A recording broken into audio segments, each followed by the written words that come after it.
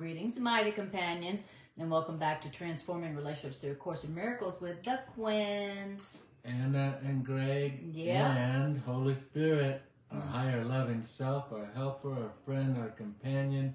Who would think to leave us home without it? Yep. Hopefully not you. Or us. Or us. Beautiful.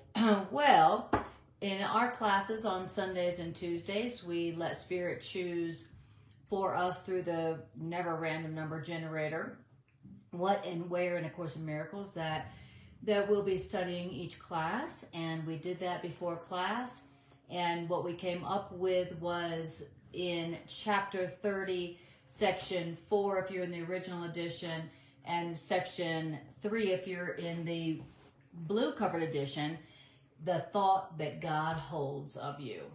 So, we're and in Section 3 of the blue book, go to paragraph 6. Yes, that's right. And where we're at will be in the class description of the video. Yeah. Okay? All right. So we're going to hear about how our author, our creator, thinks about us. You ever wonder, what does God think about me? Sometimes I do. Yeah. Well, we're going to hear tonight how the author of A Course in Miracles perceives that our creator, our author, thinks of us, the thought, and, you know what you think about yourself. And so it'll be an interesting contrast to hear what your creator, your author, thinks about you. And good to know, because if ever you're experiencing any doubt or fear, and you can just go to your creator and say, what do you think? Isn't that the final word? Isn't that the one who would know who and what you are, the one who created you? So really, that's the only right place to go when you're confused about what you are, or when you don't like what you think, what your thoughts about yourself are, don't make you happy. Then why not go to the horse's mouth, go to the source, and ask your source, you're the one who created me, what do you think about me? Mm-hmm. Okay, and that's what we're doing in A Course in Miracles. We're going to our source, our creator, and asking what our creator has created to be true. We're going to the higher authority. Okay? God would know. All right, so the section we're in is called The Thought God Holds of You. So, you ready to hear about how God thinks about you? It says, nothing that God doesn't know, I'll say that again. Nothing that God knows not exists. So if God doesn't know it, it doesn't exist. It's sort of like what we've talked about before. What God hasn't made was never created. Yeah. And the way God creates is through thought. Mm-hmm. And it's reassuring to me that nothing that God doesn't know about exists. Yeah. So all my thoughts that I might have, if God doesn't know about those thoughts, in other words, God doesn't share those thoughts, then what are those thoughts but meaningless? They're unreal. They're unreal. They're not true. As much as, we torment ourselves all the time with thoughts that aren't real. Look at how many times we torment ourselves about something that never happened. So many times. Same thing. Mm-hmm. Yeah. Always tormenting ourselves, beating ourselves up. What was today's lesson? I'm not going to beat myself up again. I will not hurt myself again today. Again. That was our workbook lesson. Yeah. I will not hurt myself. Which in this context would mean I will not believe my own perception of myself again. Right. I will go to the horse's mouth. I will go to the one who created me and get my creator's opinion about me. Yeah, because if it's not what creator's opinion is, then it's not real. That's exactly right. Doesn't matter how real it seems. That's right. If whatever I'm thinking about myself does not match up with the one who created me, then my thoughts about myself must not exist. They must not be true. Okay? And there's a lot of thoughts I have about myself that I'd be very happy to perceive are not true. Don't you? Don't you have a lot of thoughts about yourself that wouldn't you be relieved to hear that's not true about you? You're not a failure. You're not a loser. You're not vulnerable. You're not whatever, you know. Wouldn't you be happy to learn that some of the things you think about yourself that hurt you, that make you sad or scared, are not true? Okay? And that's what we're going to hear about. So nothing that God doesn't know exists. So if God doesn't know it, it doesn't exist, which means it's not true. And what God does know exists forever, which means changelessly. So if God don't know it, doesn't exist. And what God does know exists forever, changelessly. Okay? So what God does know about you is something that doesn't change about you. And what God doesn't think about you, that's not even real. It's not even true. That's the good news. Such a wonderful thing. Yeah. Because with us, that's not always true.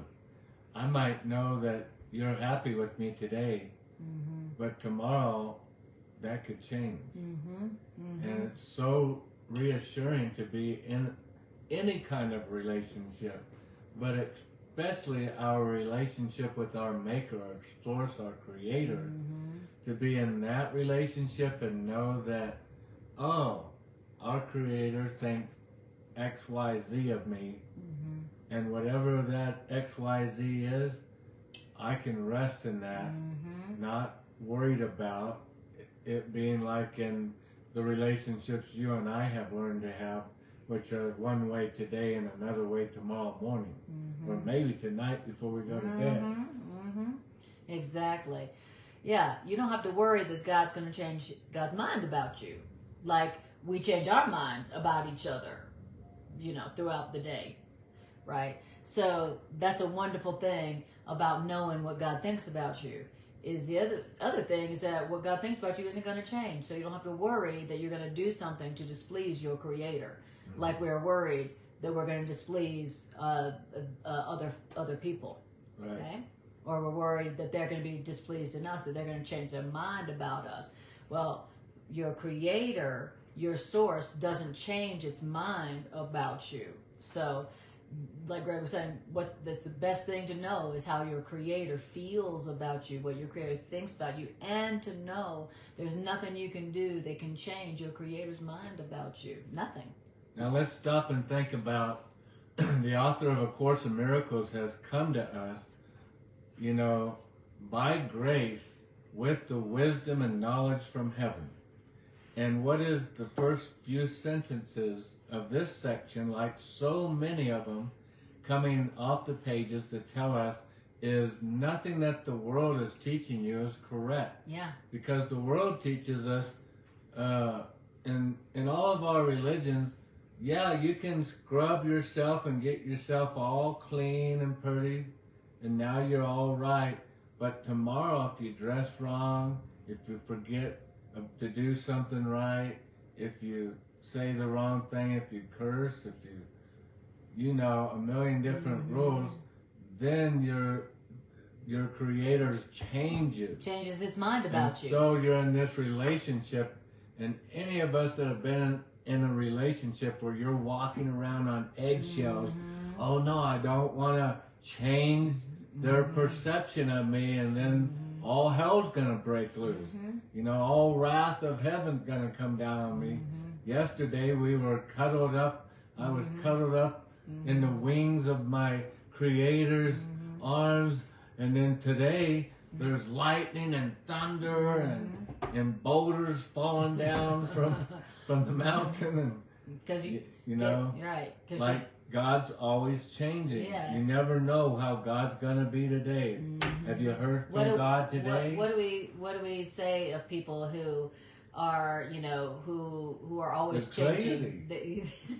Very temperamental and moody. Yeah. You know, walk on eggshells. Yeah. You know how temperamental, you know how sensitive they are. So careful. You know how sensitive God is. Watch how you act today. And that's how we have been taught to be with God. Afraid, walking on eggshells because God's so sensitive, you know? Yeah, God's feelings are so sensitive. Exactly. God is so sensitive. Right. That's what we've learned about God. And so now we're afraid of God. Now we're like, screw that. Meaning to be ourselves. Exactly. Now we're afraid to be ourselves with our source, and of course afraid to be ourselves with each other. Okay. So that's why it's good to know how your Creator thinks about you, and that how your Creator thinks about you never changes, so you don't have to worry about displeasing your Creator once you hear how your Creator thinks about you, and that never changes. So you can relax, be yourself, knowing that your Creator only thinks one thing about you, and that's changeless. There's nothing you can do to change that. Thank you, God, for that. Thank you. Thank you, that I'm in a relationship where I don't have to worry about somebody changing their mind about me from moment to moment, day to day. So, relax. And thank you for coming and clarifying that with us, Creator. Yes, exactly. Because we have been badly taught. Badly taught. Badly taught about God. Badly taught. Right. And so now we've been so badly taught about God, now we're terrified of God, and we're running and hiding from God, and we're above all things not talking to God, our Creator, you know, and because of what we've been taught about God. Now we're all terrified of God, but God is our true source of joy and peace and happiness, and so now we're disconnected and running and hiding from our true source of peace and joy and happiness, because we've been abused with the name, with the idea of God, what's not God. All right. It says, and what God knows exists forever, changelessly. Why? Because thoughts endure as long as does the mind that thought of them, and in the mind of God there is no ending, which means there was never a time in which God's thoughts were absent or could suffer change. And so, since there is no ending nor a time that God's thoughts were absent or could suffer change, that means that you, one of God's thoughts, endure just as long as the mind of God that thought you, the thought of God. So, which has no ending. That's right. So thoughts last as long as the mind that thought them lasts. And God is the mind that thought you, and God lasts forever. What does that mean about you? That means you last forever. Now, isn't that a nice thought? Isn't everybody looking for it? Isn't everybody wishing for immortality? Well, we're being reminded in A Course in Miracles that you are immortal, because you are a thought in a mind that lasts forever. And so you are a thought that lasts forever. Now, your body isn't going to last forever, thank God, but that doesn't mean that you are not going to last forever. So if you came from a mind that lasts forever, then that means you last forever also. You are a changeless thought in the mind of God. That's the truth about you. Now, is that what you were thinking about yourself this morning when you woke up? Probably not. But wouldn't this thought be a big improvement over what you were thinking about yourself this morning and all through the day? So it says, thoughts are not born and thoughts cannot die. Thoughts share the attributes of their creator, nor do thoughts have a separate life apart from their creator. So that's the truth about thoughts. They just told us the nature of thoughts. They're not born, they don't die, and thoughts do not live a separate life from the mind that the thoughts came from, and that the thoughts stay connected to the mind that thought them. That's the true nature of thoughts. And P.S., you are a thought, according to A Course in Miracles, according to the Course. And the thoughts that you think are also in your mind, just like you are in the mind which thought of you. And so there are no separate parts in what exists within God's mind. In other words, God's mind is forever one. That means God's mind is eternally united, and that means that God's mind is at peace. And you are a thought in God's mind, so you have no life separate from the mind of God. I am not separate from the mind of God. Wow, what could be better? That's good news. What could be better than that? If I'm a thought in the mind of God, and God never ends, so I never end, and I'm a thought in the mind of God, that would have to mean that whatever God is and has and does I do that too. I have that too. Whatever God has, I have. Whatever God is, I am. Whatever God can do, I can do. Because I'm a thought in the mind of God. So not a bad way to think about yourself. Right. Not a bad way to see yourself. Big improvement over how we think about ourselves and have seen ourselves. And we are eternally united with the forever one thought of God, in the mind of God, which is at peace. Yeah. And where we always get, whatever you want to call it, derailed, kicked off into the land of oblivion, at a state of not having peace, is when we don't have our thoughts united with God's thoughts. Yes. God's thoughts are eternally united. Exactly. They're always joined. Yes. And that's where we get sidetracked, is when we have our own separate thoughts that God's not aware of, because we haven't tried to join them. And God either go, no, I can't join with that. That would break all the laws of love. Yeah. That would break all the laws of that keeps the universe safe. That's right. I don't even know what you're talking about there. And remember, what God doesn't think about you is not true. The only thing that's true, the only thing that really exists, is what God thinks about you. So it might behoove you to learn what God thinks about you, so that you can know whether what you're thinking about you is true and is real at all, right? If you're not thinking about yourself the way God thinks about you, then you are totally deceived and delusional about yourself. And that's where unhappiness comes from. If you are thinking about yourself and perceiving yourself in a way that your Creator didn't create you to be, then what could you be but deceived and upset and unhappy? You're trying to be something that you're not.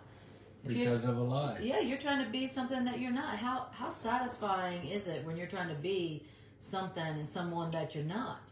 How are you going to experience fulfillment and satisfaction in your life if you're trying to be something you're not, you know? And as long as you're trying to be something that God did not create you to be, like a body, like mortal, like guilty, like separate, like alone, then there's no way that you'll ever experience true fulfillment and happiness, because you're trying to be something that doesn't even exist. Wow. That's not what I thought I was upset about the other day.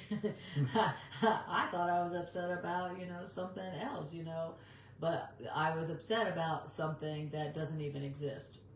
Again. Again. What are you upset about? Something that doesn't exist? Again. Something that isn't true? Again. Okay. Alrighty. Well, I don't have to say anything to that now, do I? All right. Yeah, if somebody said that to you when you asked them what was wrong, then, there'd be nothing else to say. They'd be like, yeah, that's true. That is what you're upset about. All right. So we're talking about thoughts. We're talking about the nature of thoughts, right? And it says thoughts seem to come and go. But thoughts seeming to come and go, all this means is that you are sometimes aware of thoughts and sometimes not aware of thoughts. An unremembered thought is born again to you when that thought returns to your awareness. Yet that thought did not die when you forgot that thought. And so that's talking about the nature of thoughts. Okay? Because thoughts are eternal. Right, exactly. And so when thoughts seem to come and go, that doesn't mean thoughts are coming and going. It just means sometimes you're aware of the thoughts and sometimes you're not aware of the thoughts. That's what thoughts seeming to come and go really means. Right. You hear that? Okay. So that's the truth about thoughts. And why? Because like Greg said, thoughts are eternal. So, if you're thinking, well, that loving thought, it came and then it left again. That loving thought came and went. No, that thought did not come and then leave. for one moment you were aware of it, and then the next moment you forgot about that loving thought. That's all that really happened when the love thoughts seemed to come and go. And that's the nature of thoughts. And it says, the thought that God holds of you is perfectly unchanged by your forgetting. Speaking of forgetting thoughts, yes, Trisha said, she says, I heard that high peep. It says, the thought God holds of you is perfectly unchanged by your forgetting. Just because you forgot the loving thought that God holds of you does not mean that God's loving thought of you was changed by your forgetting. Just because you forget a thought don't mean it's gone. And that's how it is with God's thoughts about you. Okay, so now we're hearing that God's thought about you, the first thing we're hearing is God's thought of you is perfectly unchanged by your forgetting. Okay, or by your doing anything. The thought God holds of you is perfectly unchanged, even by your forgetting it, even by your like, I don't want your thought, God. Oh, okay. That still does not affect the thought God holds of you. Thank you, God. And the thought God holds of you will always be exactly as God's thought of you was before the time when you forgot God's thought about you.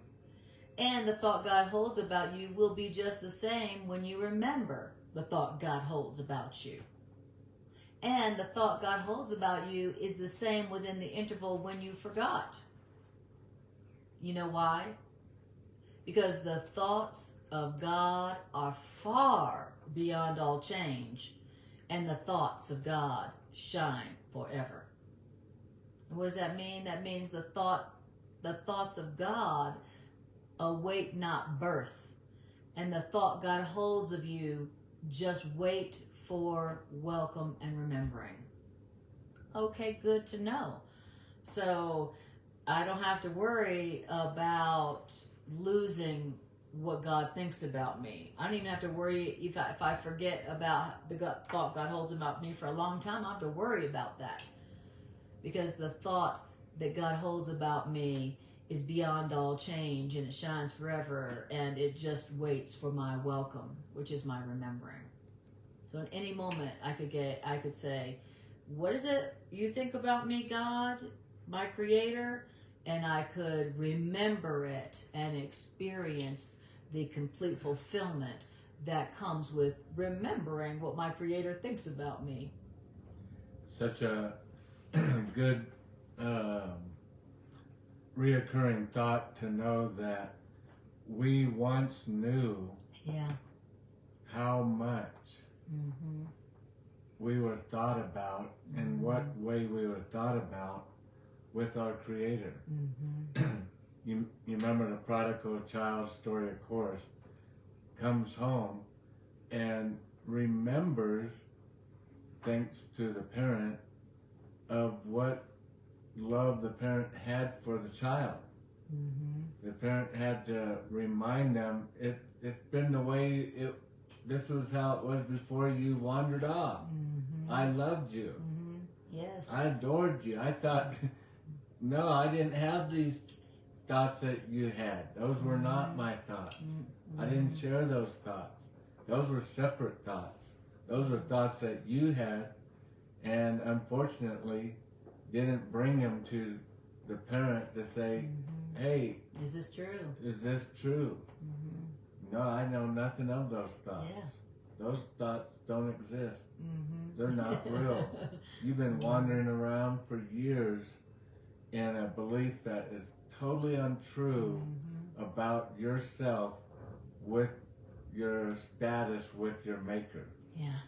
Totally oblivious to our true nature, the passion that Creator has for us, the desire to be in relationship with us. Thankfully, is still so strong as it was from the very beginning. Nothing's changed. That's right. It's like the story of the prodigal child, that we've heard, where the child leaves his father's home and goes and squanders the inheritance from his father, and then assumes that his father hates him, and is afraid to go back home to his father, thinking that his father hates him, feeling completely unworthy of his father's love because he abandoned his father and squandered his father's money. And then what does the father say? The father says, "You're my treasure.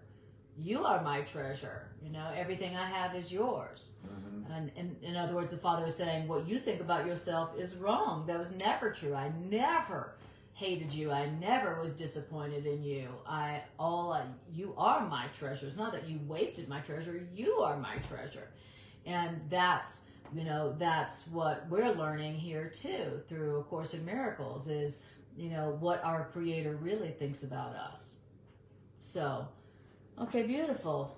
Would you like to hear some more about what your Creator thinks about you? I like this line too, that the thoughts that God holds for us, they're not waiting to be born. In other words, all of our religions, of course, teach us that those thoughts are waiting to be born. That God's not happy with us right now, but when you do this act, but when you take a drink of this, but when you say these words, all these things, these little magic tricks, then God's thoughts will be born of you. But that's not true. That's never been true. That's all part of the myth, the game that keeps us separated from the truth. When the truth is those thoughts aren't born because they were already there. Exactly. It's like, and they've never changed. Exactly. God doesn't change God's mind about you. All that stuff, like Greg was saying, all that stuff that we learned about what we have to do to get God's love, and then what we got to do if you get God's love to keep God's love, all the magic tricks. So you do this, you got to do that. That is a total illusion. God has never changed God's mind, but you don't have to do anything for God to have a holy and completely loving thought about you, unchangeable. There's nothing you can do to change God's mind about you. Now, you can not go to God. You can choose not to learn what God thinks about you and think you're right about you and project that onto God. You can do that, but only at the cost of real and lasting happiness and fulfillment. Okay. That's all. That's all. Besides that, you ain't doing anything. So you're not doing anything, truly. I love it. If God's thought about you doesn't change, then whenever you're thinking something about yourself that God doesn't think about you, you are doing nothing. Nothing is happening. You haven't changed anything at all. Nothing's changed at all. The only thing that's happening is that you will be experiencing a lack of fulfillment. All right. Paragraph 3. The thought God holds of you is like a star. It's like the thought God holds of you is like a star, unchangeable in an eternal sky. Nice. The thought God holds of you is so high in heaven that it is set. It is so high in heaven is God's thought of you set that those outside of heaven don't know that you, the star, is there in so high in heaven. But still and white and lovely will the thought of you shine through all eternity. Wow, that's different than the way I think about myself. That's very different. That's a big, big contrast between the way I think of myself and apparently the way my Creator thinks about me. Okay, do you think about yourself like a star, unchangeable in an eternal sky, so high in heaven that if someone who's not in heaven would never know that you were there? Beautiful. Do you see yourself as still and white and lovely, shining through all eternity? Right. Okay, but that is how God sees us. That is how God thinks about us, believe it or not. And there was no time that you, the star in an eternal sky, was never there, was not there. In other words, there was no instant when the star that you are, when its light grew dimmer or less perfect ever was. And who knows the Creator knows this star, this light. Because God is the eternal sky, which holds you, the star, safe, forever lifted up and anchored sure. That's what you are. You're a star in the eternal sky called God, and the eternal sky called God holds you, the star, safe, forever lifted up and anchored sure. Anchored sure. Yeah. All this reassurance. Yeah. You know that its light did not grow dimmer, and this light, as God sees us, so beautiful, so lovely, shining throughout all eternity, is no less perfect than it was. And again, a lot of us think, well, yeah, when you first come to God, but don't slip up. Don't mess up. And if you do, you better repent right away, because, you know. Before the next time. Right.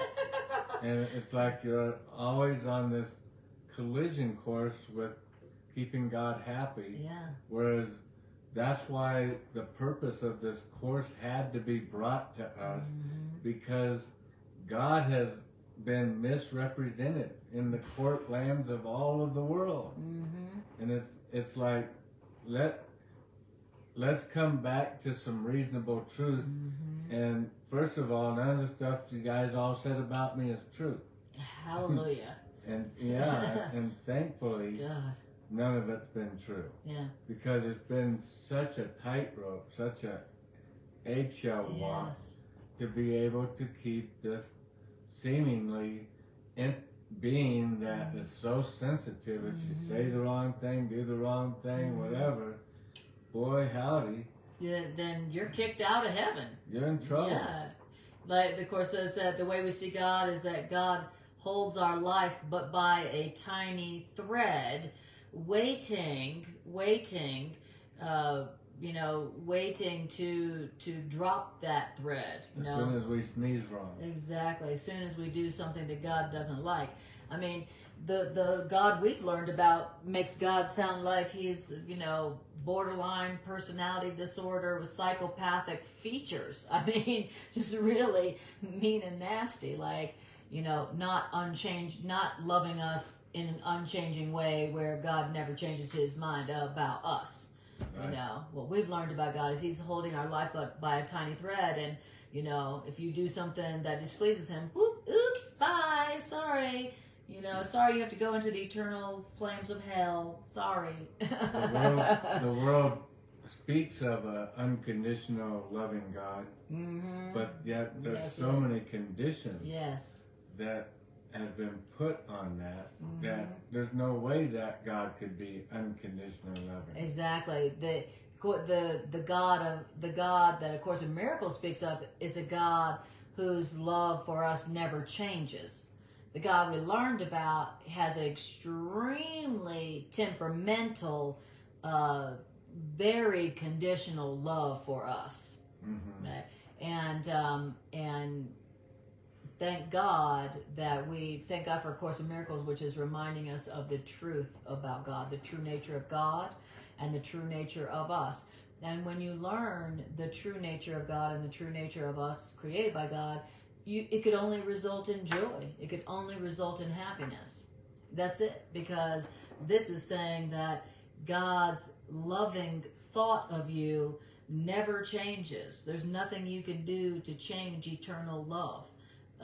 God's eternal love for you, and God doesn't change that, so you don't have to worry about gaining God's love or losing God's love. God never changes God's loving mind about you. What a big freaking relief. And if our Creator isn't changing its loving mind about us, then guess what? We shouldn't either.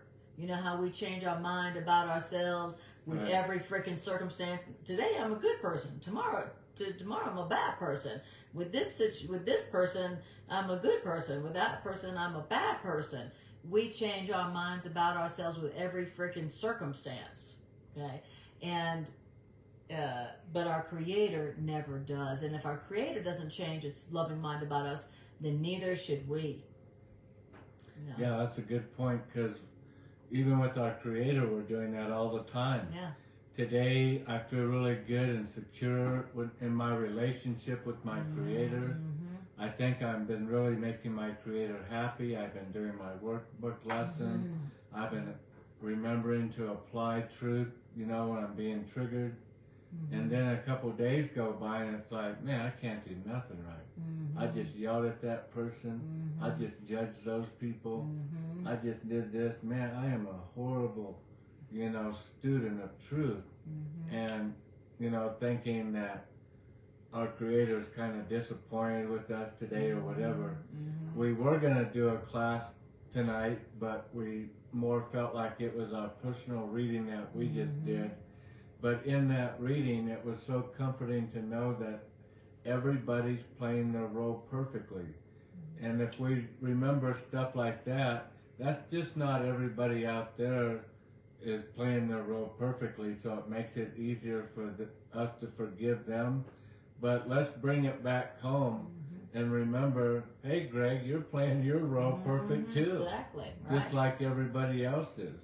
And if I remember that I'm playing my role too, even when I'm playing the role of the idiot, somehow, I'm doing what needs to be done to be a mirror to my brothers and sisters, to show them what they need to see, and for me in the situation to learn what is the most beneficial, most helpful lesson for me to learn. Yeah. But Creator's not sitting there going, oh, here we go, Greg. There you go. It was all going good till Greg Yep. showed up. Now everything messed up. No, because Greg showed up, everything is in perfect alignment. Exactly. Why? Because Greg was made by perfection. Yes. And even when we can't see it, even when we don't believe it, Yep. even when we don't feel that, it's always great to know, because as soon as we give the ego our false belief system just a tiny inch, boy, doesn't it run with it and agree with us. Yeah, you are an idiot, Greg. Boy, you handled that situation wrong. Yeah, why are you trying to be a seeker of truth? You should just give up now. Yeah, exactly. Certainly don't be a teacher of truth. Yeah.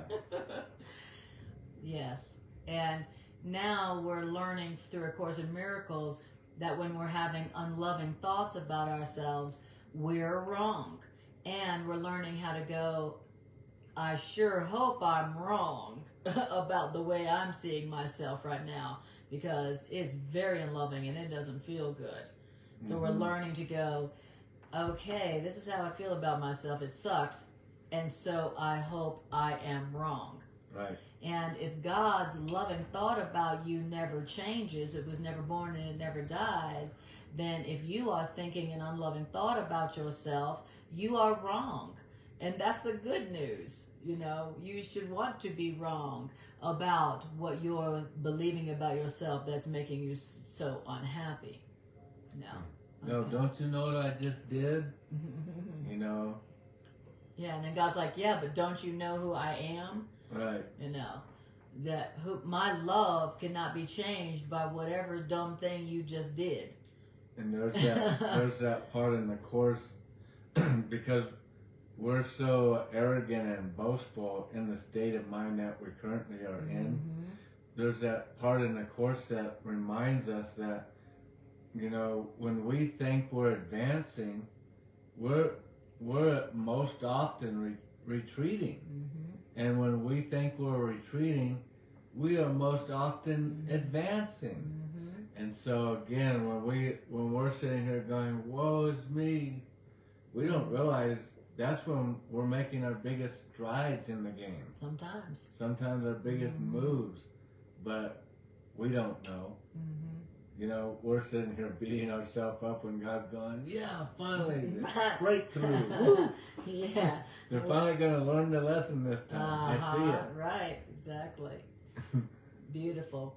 So, and this says, remember it says, the thought God holds of you is like a star held in a sky eternally serene.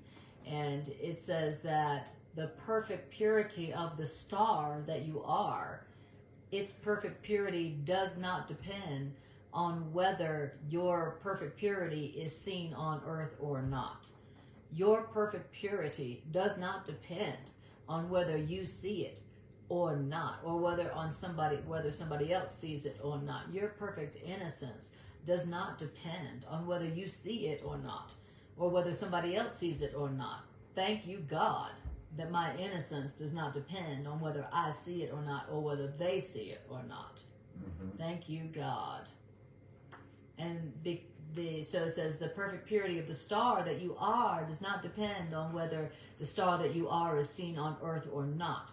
The sky embraces the star that you are, and the sky softly holds the star that you are in the sky's perfect, in your perfect place, which is as far from earth as earth from heaven. That's your perfect place that you are held in, that embraces you and softly holds you in your perfect place. And where is your perfect place? Where are you? As far from earth as earth is from heaven. That's where you exist. That's where you live. That's where you really are, whether you recognize it or not. That's what you are, whether you recognize yourself or somebody else does or not. Yeah, so funny. We're always measuring ourselves based on this earth. But our reality is so far away as this earth is from heaven. Yeah. Oh, that's where we are being embraced and softly held in our perfect place. You know, we don't have to worry about falling out of our perfect place, because our Creator doesn't change its mind about us. And we're learning that we shouldn't either. We shouldn't either keep changing our minds about ourselves.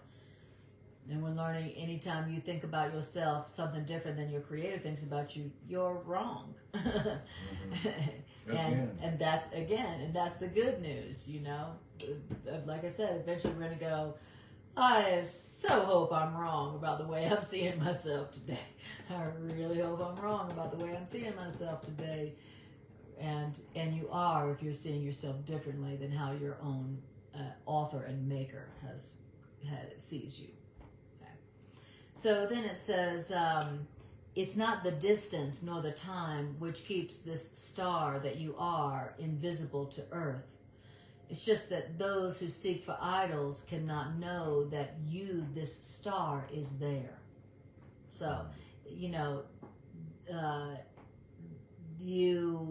whoever is seeking for idols cannot know who you are. Whoever is seeking for idols will not see you. Whoever is seeking for idols here on earth would not be able to see you, the star, in heaven. Okay? And in this story, those idols would be thoughts that aren't God's thoughts. Yes, that aren't loving. So whoever's seeking thoughts that aren't joined with God's thoughts of you, right, won't see you. Because they're not joined with God's thoughts. That's what the idol is they're out chasing out something that doesn't even exist. Exactly. And then you're going to get upset, or I'm going to get upset with them, because they're believing in something about me that's obviously not shared with God, so it's not true. And so I'm gonna get freaked out because they're believing in, you know, a fairy tale. Well, who would get freaked out about that? You'd just recognize, well, all right, I guess they need some help. Yeah, exactly. And so somebody who isn't liking you is somebody who doesn't even see you. That's somebody who doesn't even know you. Somebody who doesn't like you is somebody who doesn't even see you. You're invisible to them. So somebody who's seeking for guilt and sin is somebody who's not even going to see you. And so when you feel yourself being attacked by somebody, you can rest assured that they don't even know who they're attacking. They don't know who you even are. They're not attacking you. They're attacking a projection of what they don't like within their own self. Mm-hmm. So it says those who are seeking for idols do not see the star that you are. Okay. So it's a wonderful thing to remember so that you don't take personal somebody's misperception of you. It's a wonderful thing to help you to not take personal when somebody is attacking you and seeing you as guilty, seeing you as unlovable or unloving. You know, to remember, oh, they don't even see me. They don't even, it's not about me. They don't even know who I am. They don't even see me because they're seeking for something that I'm not. Okay? And so that can help us to not take personal what they're saying or how they're misperceiving us or how they're attacking us, which enables us to not attack back, okay? Mm-hmm. Which keeps the cycle of violence going. Okay? Have you noticed that? Yeah, I have, indeed. Exactly. So, it says, beyond all idols, which means beyond all things that you think about you and beyond all things that everybody else thinks about you and themselves, beyond all those false ideas is the thought God holds of you. Beyond all the BS illusions that you learned about yourself, beyond all the false concepts you learned about yourself, beyond all the unloving things that you learned about yourself, is the thought that God holds of you. Behind all that you learned about yourself that's unloving and untrue. Okay, good. I feel like I hear God laughing in the background going, and don't feel bad, children. beyond all the thoughts that mankind has had about me. Uh-huh. There I am. What is true. And there I am. About me. Exactly. So don't feel bad. All the thoughts that the world has held about you are beyond that, which are true about you. It's the same as our Maker. Yeah, exactly. Beyond all our false ideas about God is who God really is, which is only loving you forever, changelessly. That's what God is.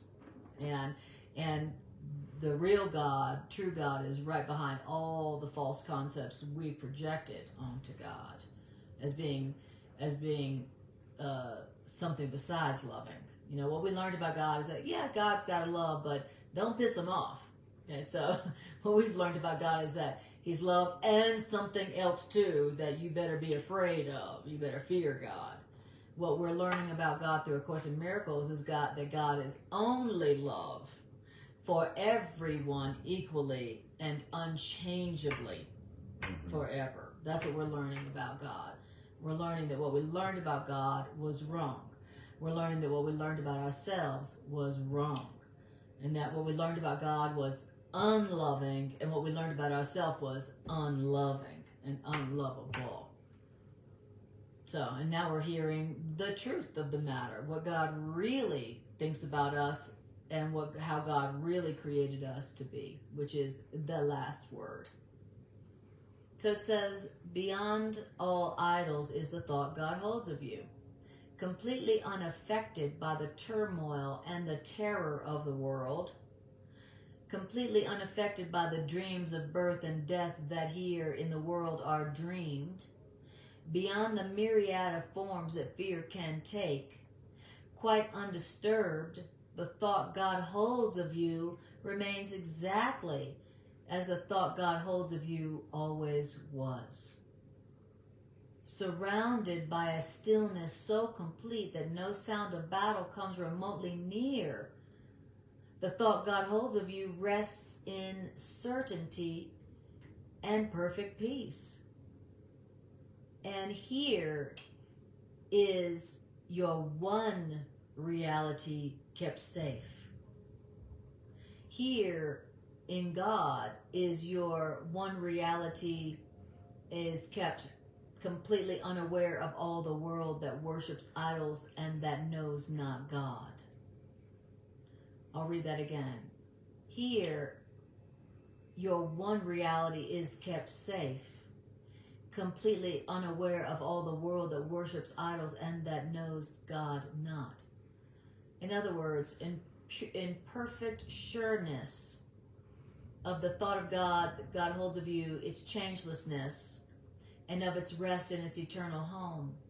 The thought God holds of you has never left the mind of its creator, whom you know as your creator knows that you are there.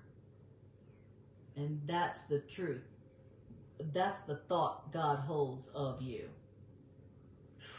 You'll remain exactly as you've always been. You'll always remain surrounded by a stillness so complete that no sound of battle comes remotely near to you.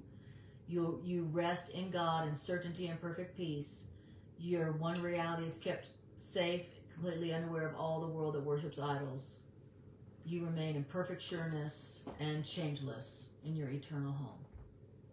Now, although the whole world believes that nobody's born perfect, God's thought of you is that you are perfect. Yeah. That you Forever. came from perfection. And you never change. And that never changes. No matter what you do. And we're constantly in a world that's dialing up evidence. Well, didn't you see what I did Tuesday? Didn't you hear what I said just this afternoon? But, always trying to change the unchangeable. Yeah. That's what this whole world was built on. And God's not even aware of this world of condemnation, this world of judgment. That's right. This world of, what'd you say about my child? That world. And although the whole world believes in this lie that nobody was born perfect, nobody was made, you know, in the pure and beautiful, loving sameness as Creator. And yet, Creator, I love, just stands there, sits there, unmovable, unchangeable. Talk about a warrior. Talk about a strong, mighty, powerful God. That's power. Exactly. When this whole segment of some world created out of the mind of BS comes forth, tries to come forth with such great power and demonstration of how messed up Greg is, and yet unflinchable. Creator's eyebrow doesn't even lift for a moment to go, well, you make a good point. No. He is kind of an a-hole. Right. No, I love how, I'll never forget that I got fired once when I was 16 years old. And I worked in a restaurant, and the policy of the company was you couldn't date any of the employees. Well, two of my friend and myself went over to a catty corner across the street to another restaurant after our shift was over with this other girl. But it wasn't a date. It was 3 co-workers just going out. Wasn't a date at all. And I came in the next day and I was fired. And I told the guy, the boss, you know, it wasn't a date. We went over there and we just had some after work, you know, a meal together. And my father, he had a word or two with that boss for calling me a liar, for you know, saying that I was one way, that my father knew I wasn't that way. And my father knew that I'd made a lot of mistakes, But if I had done that, I would have, he knew me good enough, I would have fessed up to it. And it was so good to have a parent in your corner is the point. Unmovable, unchangeable. I'm going, no, I know my child. I don't care what you say about my child. Even if it's the child saying it about themselves. That's right. That's how powerful, unchangeable our loving parent is. Our loving parent doesn't change in their stance for us.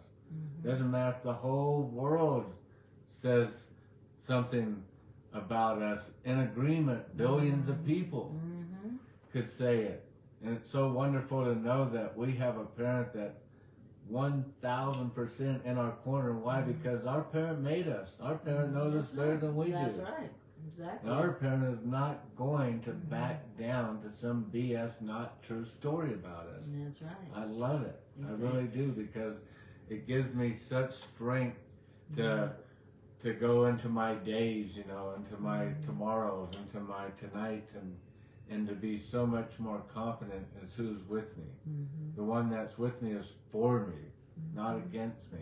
Exactly. The one that's with me is knows me and knows of my abilities, knows my abilities are good and strong, and I can do it.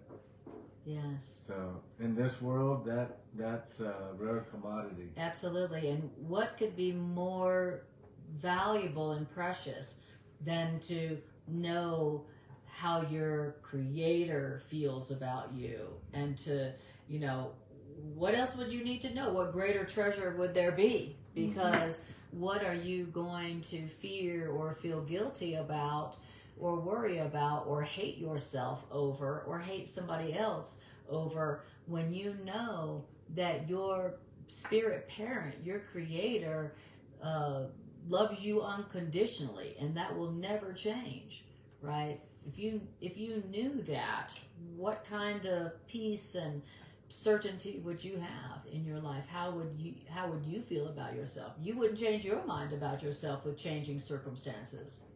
Right? So that's what we're going for here. That's the goal. That's the goal. So now paragraph 5. Where could the thought that God holds of you exist but where you are? So it's not like God holds this thought of me, but God's like in another galaxy far, far away. You know, where God, the place where God is holding God's thought about me is wherever I am. Good, that's good. Which means I can access it anytime. I don't have to, like, you know, hope I can get to that other galaxy to get to God, to find out how to experience God's love for me. Or when I do this thing that I think will make God happy about me. Exactly. It's already there. Wherever I am, that's where that thought is. Yes, the thought that God holds of you is wherever you are, meaning you can access it wherever you are, whatever going on. And it says, is your reality a thing apart from you? Which means, is your reality in a world which your reality knows nothing of? Outside you, there is no eternal sky. Outside of you, there is no changeless star.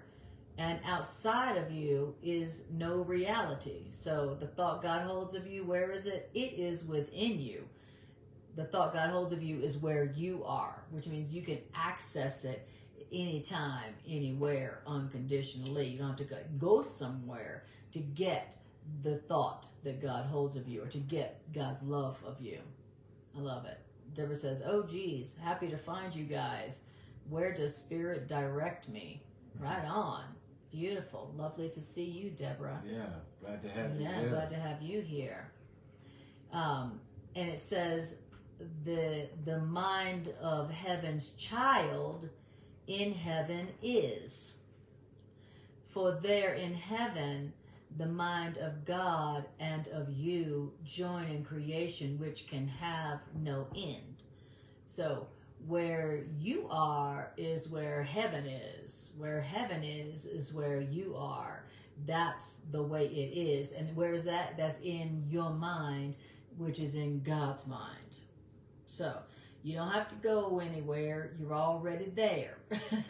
In God's mind, in love, held safe and sure forever. And that's the truth about you.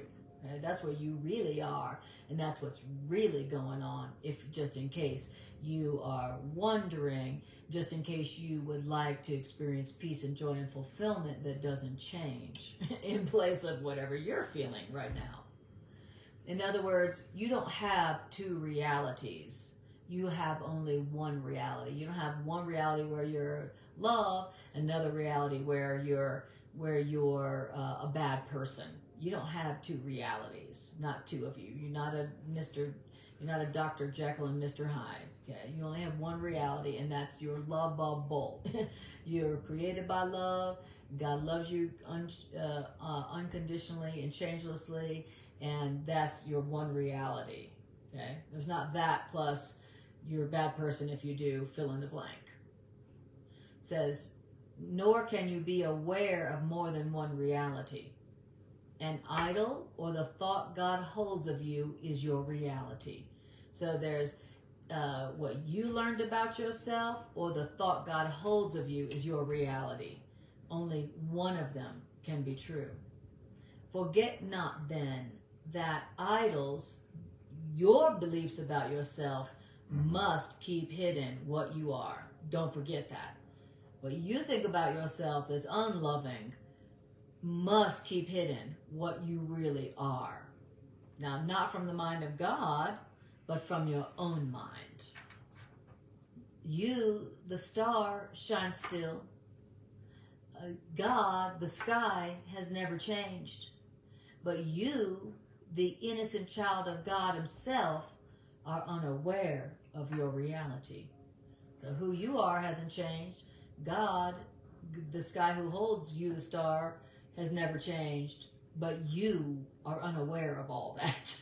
Because you're holding a false thought of yourself, which the author here calls an idol. Yeah, exactly. An idol is, what is an idol but a false belief? About yourself. Yeah, it's a false belief about yourself that we're clinging on to. Yes, we're worshiping. And we're certain it's true because that idol, has a little plaque at the bottom that describes the evidence. Here on Tuesday at 5 after 4, this is the evidence. Yes. And so the findings are when all along the truth is God's going, hey, I don't care if it was 5 after 4 or 5 till 4. Or what you did. Yeah, the evidence is unchangeable. And nothing of this earth, is going to change that, because God's thoughts about us is far removed from this earth as heaven is from this earth. There's, I think it was David who wrote, that acknowledging God's thoughts are higher than ours as the heavens are above the earth. And it's not that we're stupid, it's that thank the Lord that those thoughts are higher than ours. What that is God saying, my thoughts are higher than yours as the heavens are above the earth, because your thoughts think of yourselves wrongly. In other words, lowly. And it's not because we're being humble, it's because we're being arrogant. Yes. It's not being humble to judge incorrectly God making. God made me. I didn't make me. I'm just stepping in the judgment seat going, well, let me see what you made here. Even though it's me, I'm still going to judge it. And I see some flaws there going on. I see we're a little short on the tire pressure. And which reminds me, do our tires. and well, God's thoughts are unchangeable. God knows the truth of the matter, and we're the ones that have to be able to let go, not only of those idle thoughts of ourselves, but for those around us. God's thoughts about Anna are higher than my thoughts about Anna, as the heavens are above the earth. And Vice thank versa. God for Anna that that's true and unchangeable. It's the total universal protection for all of us. No matter what anybody else thinks of you, no matter what even you think of you, it changes not what's true for you. Yes. What's true for us is what truth made for us. What the maker of us established. Yeah. And we're the ones that arrogantly come along and go, well, you might have made us, but we're going to tell you, we're going to hold up the flashcards and read it. And we're going to remake ourselves in our own image. Yeah. And that's what Course in Miracles is calling the idols that we worship. Right. We're worshiping our self-concepts that we learned about ourselves that do not agree in any way, shape, or form with how our Creator, who created us, sees us or created us to be. And so that's what A Course in Miracles means about idols. It's an idea about myself or an idea about Greg that has nothing to do with how our Creator created us, and then I worship that concept. I worship that image of myself or that image of Greg. I'm worshiping that, I'm like, that is the truth about him. That is the truth about me. And not being open to go to the source of Greg or the source of me and go, what is Greg? What am I? Right?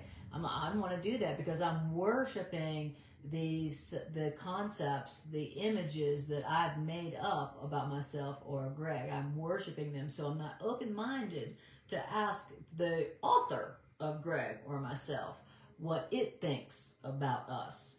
And this is our reminder, the wonderful, beautiful reminder that it's safe to turn to our Creator and to find out the truth about ourselves. That it's safe to go to our Creator and go, Creator, God, you're the one who made me and created me, and so what am I? What am I? Like a little child, what am I? Right? And as soon as we turn to our Creator to ask our Creator what we are or what another person is, that is when you will learn the truth about yourself, which is so lofty, so beautiful, so radiant, so loving, so unchangeable that you can't even conceive of a reality that's so beautiful and so changelessly loving and lovable. You can't even, you're like, are you sure you're talking about me? You can't even relate to it. But it's that loving. It's that high. Now, this is saying that God, the way God sees you as a star, a beautiful, radiant star in a sky eternally serene, whose light never dims and never goes out. How beautiful is that? I mean, if somebody wrote that to us in a poem, I see you as a beautiful star in a sky eternally serene, that never dims or goes out. We'd be like, dang, that's some good shit right there. Yeah. I like that person. They just wrote me the most beautiful love poetry I've ever received. That's some really loving stuff. That's some really loving thoughts. Who's the card from? Oh, God. Wow.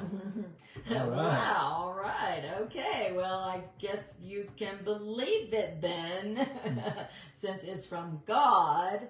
I mean, God is the author of creation, right? So, so since it's God's word, I think you can take God as God's word and you can rest assured that that's probably true about you.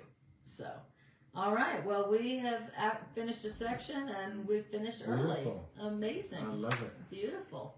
All right. So thank you so much for joining our Healing Circle. We so appreciate your presence and your comments and your energy. Thank you so much. And if you would like to support our ministry, you can share this Facebook video on your Facebook page or your other social media places.